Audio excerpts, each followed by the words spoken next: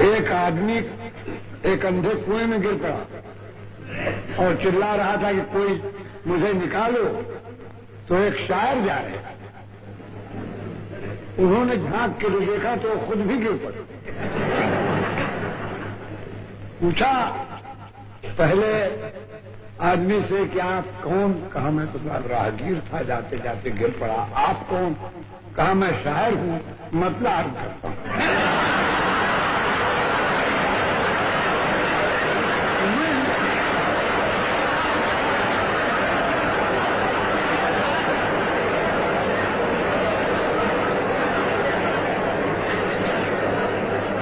اس بات سے وہ اس کو بھول گئے کہ ہم کنویں میں۔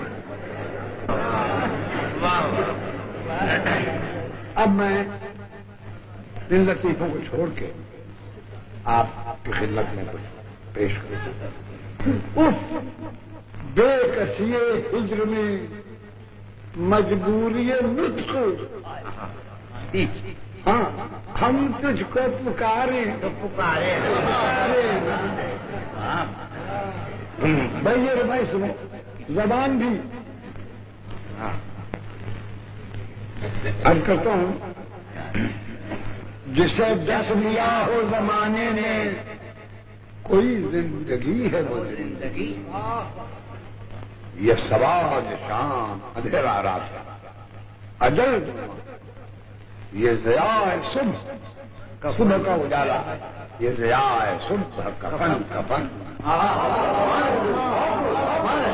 تنہائی میں کسے بلائیں